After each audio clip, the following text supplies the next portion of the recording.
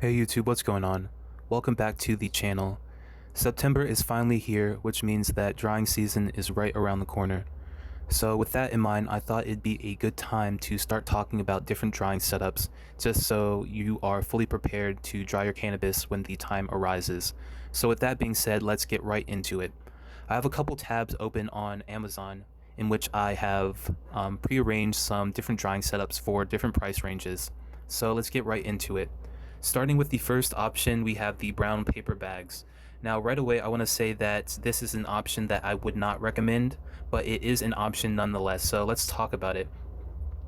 If you do opt to go with the brown paper bag method, I would recommend you go with larger paper bags, just because it will be a little bit easier to modulate the amount of humidity in the bags.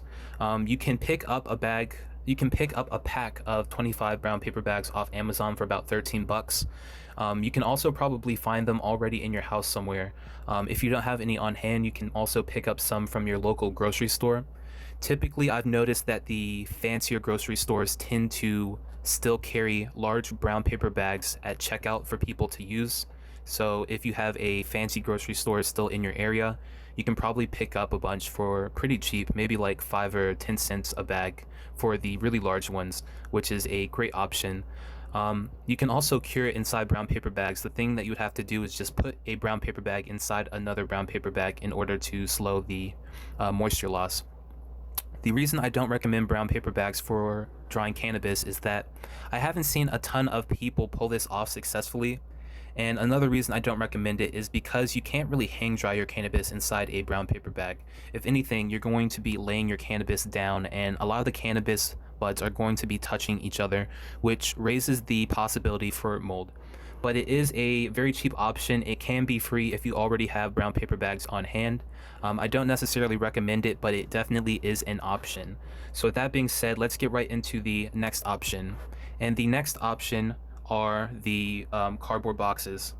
So cardboard boxes are a excellent option, especially if you don't want to spend a ton of money on a drying setup. Cardboard boxes scale very well. You can dry just a little bit of cannabis in them, or you can dry pounds and pounds in them. It's excellent for organization. It's a great use of space. You can stack them on top of each other. It requires a little bit of arts and crafts, but it's definitely not too difficult to create a drying box that you can use for years to come if you take care of them. So cardboard boxes are definitely a cheap option. A lot of people have cardboard boxes on hand. A lot of people have cardboard boxes from Amazon orders or ordering stuff online. You can get free cardboard boxes from USPS. Very easy to get cardboard boxes. If you do decide to go with this method, I definitely recommend you choose tall cardboard boxes. The reason I recommend you choose taller cardboard boxes is because it's going to be easier to fit the longer pieces of stem inside the box. If your boxes are really short, it's going to be more work for you to trim your cannabis into manageable pieces. But for you to use cardboard boxes in your drying setup, you're also going to need a couple of extra things to pull this off. The second thing you're going to need are unscented trash bags. I typically go for the higher capacity trash bags, typically around 50 gallons or above, and it's very important that you get unscented trash bags. Let's talk about why I recommend the higher capacity trash bags first. The reason you want the larger trash bags is because it will allow you to fit a larger cardboard box inside. If your trash bag is not big enough, you're going to end up poking holes in the trash bag, which will defeat the purpose of using them to cure. So you definitely want to pick a trash bag that gives you ample room to fit whatever size cardboard box you decide to go with. The second thing you're going to need is some sort of string or something to hang your cannabis buds on. So you can use floss. A lot of people have floss on hand, and it's something that you don't have to go out and spend additional money on. Floss is definitely a solid option for hanging your cannabis on inside the cardboard boxes. One negative is that the floss can sometimes break as you're threading it through the cardboard box. If you want to go with a more heavy duty string, you can typically buy string for pretty cheap. I've just clicked on a random piece of string here, and it's about $6.50, which isn't too much, but it's definitely not necessary to get string if you already have floss. So let's look at the shopping cart for this. So for a setup like this, where you're spending money on cardboard boxes, string, and heavy-duty unscented trash bags, You can spend about $50 for a very solid drying option, and these cardboard boxes should last you for years and years to come. So it's definitely a solid option for newer growers or anyone who is growing a couple ounces, anything less than 8 pounds. So if you're growing maybe 2 to 8 or 12 ounces or so, then the cardboard box could be a good method for you to go with. So with that being said, let's get into the next drying setup. So right now we're looking at the next drying setup, which is using a clothing rack, a covered clothing rack. And this is the option that I will be going with this year. I've used it in years past just because this is something that I've had on hand. I tried it in the past and it worked well for me. So this is something that I definitely would recommend as an option. There are a couple different types of covered drying racks that you can go with. These typically don't cost you too much. They cost usually between $15 and about $30. You definitely want to pay attention to the structure of your covered clothing rack. Sometimes they will be fairly basic with just one rack that you hang clothes on. Sometimes they will be a little bit more complex with different shelves in the unit, which you can place your smaller buds on top of. It's very important for you to try to look for a clothing rack that has this sort of separation in the middle, that has this sort of hanging bar in the middle. If you only have one bar at the very top, you're losing a lot of space towards the bottom, unless you're hanging like a full plant in there, which would be very difficult to accomplish just because these clothing racks typically aren't wider than a foot or two. You definitely want to maximize your space, and the way to do that is to try to get one of these clothing racks that have a bar going through the middle of it, so you can have two sets of hanging space in there. So I have something sort of like this. It's not exactly this model, but for $20 this is definitely a steal. This sort of material is not waterproof, but it does allow some air to escape. So it's semi-permeable, which is good for curing. It doesn't allow too much air to get through, but it definitely allows some new air to get in there and some stagnant air to get out. What I like to do is I like to place a cheap fan at the very bottom, not facing directly on the cannabis, but facing towards the front flap of it, just to keep some sort of air circulation in the tent. And you can see there are usually some zippers in there that you can use to regulate the humidity loss inside the tent. So when you put your buds in the tent for the first time, you may leave the tent open just like this, but as your cannabis gets more dry, you may zip it up a little bit more. But depending on where you choose to place this, you may need a couple extra things. Something that I recommend if you are planning to use this outside is I recommend you get a heavy duty tarp that is waterproof. A lot of these heavy duty closet sort of covered closet spaces, they tend to be around 5 to 6 feet, so 10 to 12 may not be large enough of a tarp for you to use. It may, depending on the size of what closet you choose, but here is another option. 12 by 19 is a pretty good option for most people using this method, and that's because if you assume the closet to be 6 feet tall, 1 foot wide, then that's 6 plus 1 plus 6. So you need at least 13 feet to completely cover the tarp from rain damage if you are planning to use this outside. I tend to dry my cannabis outside just because it can be so fragrant and I don't want to stink up my entire living space. So I tend to dry outside, so I have to use this tarp in tandem with the covered hanging rack. So this is what I like to use. Here's some options, and in addition you're going to need some wire hangers, and the reason you're going to need hangers is obviously to hang the cannabis in there, but the reason I say you need wire hangers are because they are the thinnest. A lot of wooden hangers and plastic hangers are quite thick, and you really want a very thin point of contact with your cannabis. If the hangers are too thick, it's going to be hard to hang your cannabis on there. When you use a wire hanger, there's less points of contact with your cannabis, which leads to a less disturbed cannabis bud, so your trichomes will remain intact a little bit better and will not fall off quite as much as they will with thicker hangers. I found a pack of 100 right here for about $22, which isn't too bad. I'm not sure what this white coating is, but you can find metal hangers. These are 16-inch, which may be a better option depending on how wide your covered closet space is, but You can find about 100 hangers for under 25 bucks. It's not too important which pack you go with, as long as they are wire hangers and pretty thin. So something else you'll need for this setup is a tiny fan. I just clicked on this option just because it seemed like the cheapest option that I could find.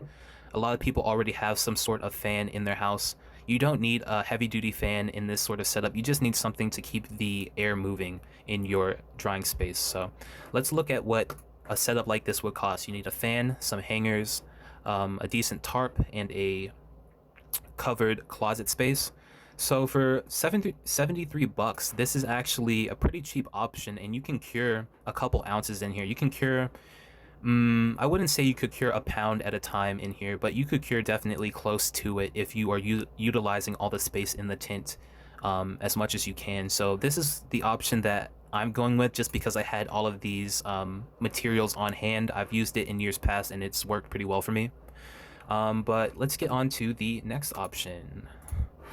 Alright, so this option is actually pretty similar to the option that we just went over. I've never used anything like this, but I just wanted to offer a couple different drying setups that people could check out and make their own determination with.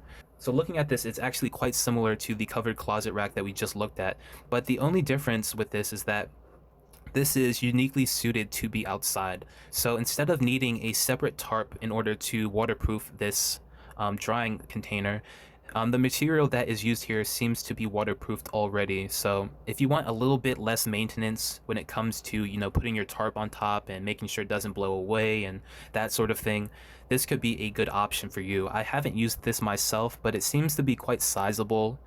It seems to be fairly big. It seems to not let too much sunlight in there, which is a good thing. It looks to be fairly light, so you might need to tie it down some way because it does seem to be very prone to wind. It seems like if you were to get a very heavy windstorm and this was not weighted down, there could be the potential for this to get blown around a little bit, which would disturb your trichomes and overall reduce the quality of your drying. So let's see what else you would need in order to pull this off. You obviously would need some hangers on which to dry the cannabis because, as you see in here, this is basically just an empty tent. In the back here you can see there's some sort of zipper which you might be able to open in order to modulate the humidity. It also has a very wide open door, so that's another way you can modulate humidity.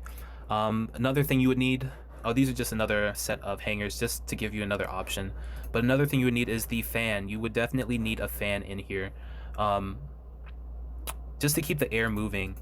So it seems like there might be something on which to hang the cannabis in here. You probably could use some sort of rope at the top of the tent in order to hang the cannabis. If not, you could just simply get a basic clothes hanger to put in there and hang cannabis on. But let's just look at a very basic setup here. So you have the tent here, you have a very basic adjustable garment rack here, which you could get for about 15 bucks, and a very cheap fan in here. So here it's a little bit more expensive than our previous option at almost double the price, but it's just another option in case you don't want to mess with tarps and whatnot. If you just want a waterproof structure that you can quickly put up during the drying season, then this seems to be a viable option.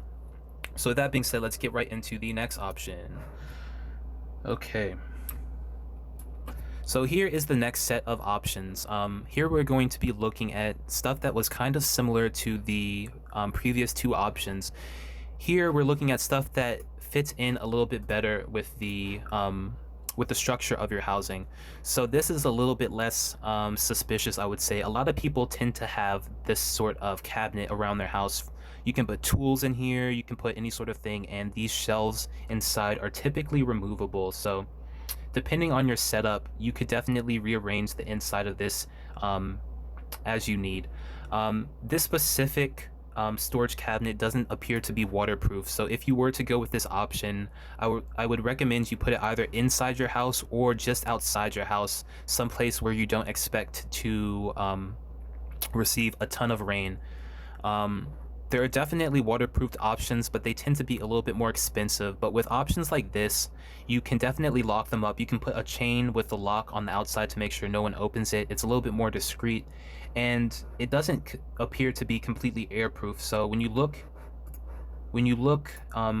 towards the bottom and in the center, air will be seeping in and out of here, and you can slightly crack the doors open to speed up that rate of humidity loss inside your buds. So this is just one option for this type of drying container. So let's look at another one.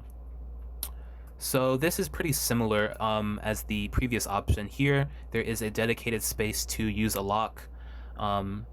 It blends in very well with whatever's around it. It doesn't appear to be suspicious at all, like maybe the last option might have been. You can secure it, which is a definite benefit if you have people in your house that you want to prevent from stumbling upon your drying. Let's look at another option. So you would definitely need some sort of fan to keep the circulation going in the tent. I always recommend you dry hang your cannabis because it makes it easier to trim, and you have to disturb the trichomes much less than options where you're simply laying the cannabis on stuff like that. So I pulled up a very cheap lock that you can use to lock this sort of thing. So let's look at how much this would typically cost.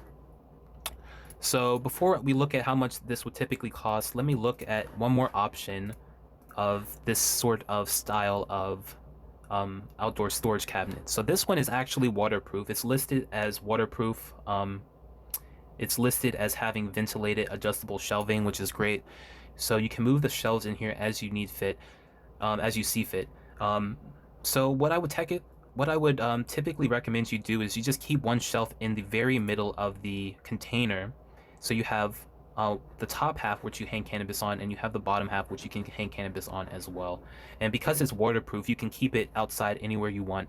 It blends in very well to the outside of your house or wherever you put it outside. I'm pretty sure you can lock this as well to prevent any unwanted housemates or family members from stumbling upon it. It's going to be much less suspicious to anyone peeking in your lawn, peeking in your yard. You see it has the dedicated space to put a lock in there, so that's great. And for $150, it's not that bad. You can typically find cheaper prices in store, or you might be able to find something very similar to this on Craigslist, or people tend to throw this sort of thing away if they don't need it anymore. So definitely a great option. So let's take a quick look at how much a setup using this sort of waterproof outdoor shed would cost. So on Amazon, one of the cheapest waterproof outdoor sheds I was able to find is about $145. A cheap lock with a key is about $6. 100 pack of metal hangers is about $22, and a cheap fan is about $10. So if you want to use this setup, it's about $186. It's definitely getting a little bit more expensive, but with this option you get added security. People won't just be able to unlock your drying container so easily. People won't be able to know what's in there so easily, or to steal your cannabis potentially as easily. So this is definitely an option if you want to dry your cannabis outside in a more discreet manner. So let's move on to another option. Here is one of our final options. I have one more thing to talk about after this, which I meant to get to before I got here, but we're here, so let's take a quick look at it. Here is a dedicated outdoor storage shed. If you already have a storage shed in your backyard, you are definitely in a better position to dry your cannabis, because outdoor storage sheds are a great place to dry your cannabis. These outdoor storage sheds are much less prone to being broken into. No one's going to just come into your yard and be able to lift this thing, number one, or even get into it that easily. Here you can see you have venting at the top, which is great for just keeping the air moving and not getting too stagnant. You have a place where you can attach a lock. It seems pretty secure, and it would fit in pretty seamlessly with your backyard. It's great to be able to dry your cannabis outdoors, because this is the time where your cannabis will have the most fragrant smells, so it can actually become a little bit much if you have to dry your cannabis inside. This is definitely an expensive option, especially online. If you want to get an outdoor shed, I definitely recommend you find a local hardware store nearby and see if they have any units that you can pick up for cheap. I know that typically you can find some pretty cheap display models that if you're able to pick them up, you can get a pretty steep discount. So if you plan on growing multiple pounds, this will definitely be a more secure option for you, because you'll be able to lock the container number 1. No one's going to be able to lift this container number 2, and it doesn't draw too much attention number 3. Let's look at what else you'll need. Obviously, I recommend getting a ton of hangers. You could probably fit a couple basic garment racks inside there, at least 4, maybe 6, or even more. You don't need a powerful fan in there, you just need something to keep the air moving, to keep the circulation going. So let's check out how much something like this might cost. So on Amazon, they're charging a pretty penny for this. They're charging about $530 for this, but if drying cannabis is something that you are planning to do for the foreseeable future, I definitely would recommend that you consider some sort of outdoor storage shed, mainly because it is a great place to dry your cannabis. It's more secure than other options, which can be easily picked up and stolen from your yard. It doesn't draw a ton of attention from your neighbors. A lot of neighbors have storage sheds which they will put their tools or their lawnmower, and a lot of people might already have a storage shed in their backyard. All you really need to do is just clean it up, make sure there are no bugs in there, and make sure there are no entry points for bugs to get in there, and you can have a pretty nice storing shed which you will be able to cure multiple pounds at once. So I think I have one more option that I did not get to. I tried to. Okay, here we are. So the last option, which I meant to get to a lot earlier, is the cannabis drying rack net. So I actually really dislike these just because I don't like when you have to lay your cannabis down. When you lay your cannabis down as opposed to hang drying it, when you hang dry it, there's only one point of contact, and that's where the cannabis touches the hanger or the piece of floss or whatever piece of string you're drying your cannabis on. But when you put your cannabis in these drying racks, you're laying your cannabis down, and the surface area that is in contact with these drying racks is a lot larger than the one specific point of contact when you hang dry your cannabis. So when you do this sort of thing, number one, it makes it a lot tougher to trim your cannabis effectively. So if you use this, you have to pretty much trim your cannabis very well before you use it. Number two, when you dry your cannabis on here, it actually compresses and smushes your bud. When you dry your cannabis on these sorts of drying racks, your cannabis will definitely need to be rolled around or moved every now and then so that it's evenly drying. So I don't really recommend this, although it is, I would say it's better than using a paper bag, and it is pretty cheap. So if you're not that interested in drying your cannabis really well and doing it to the best of your abilities, then this is a easy option. It's a cheap option. It doesn't require that much involvement. You can hang it up almost anywhere. You basically can't do it outside because this mesh will allow water to get in there. So if it rains, your cannabis will get fully soaked. So this is an option for indoor. I really wouldn't recommend this. I would recommend a cardboard box before I recommend these drying racks, just because a cardboard box, at least you're hang drying it. But if you were to go with this sort of option, if you were to go with this sort of option, all you would need to spend is about $35 just for a simple fan and just for this sort of drying rack.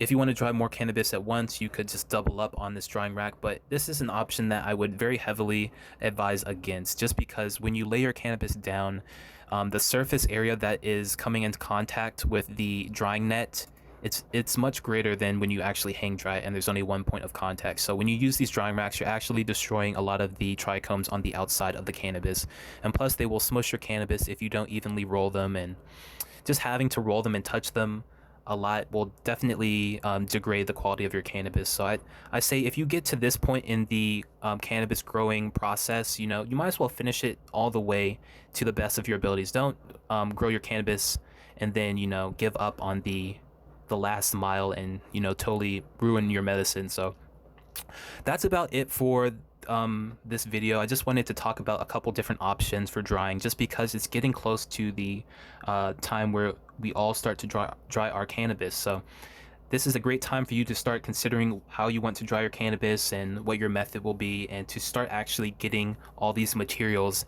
in hand so that when it's time to dry your cannabis, you are fully ready. So hopefully you enjoyed this video. Hopefully you learned something, or hopefully you decided on a course of action for how you decide to dry your cannabis this year. So if you're still with me, definitely consider liking the video or subscribing. It helps me out a lot, and it lets me know that you appreciate this type of content. I appreciate you for sticking with me this long.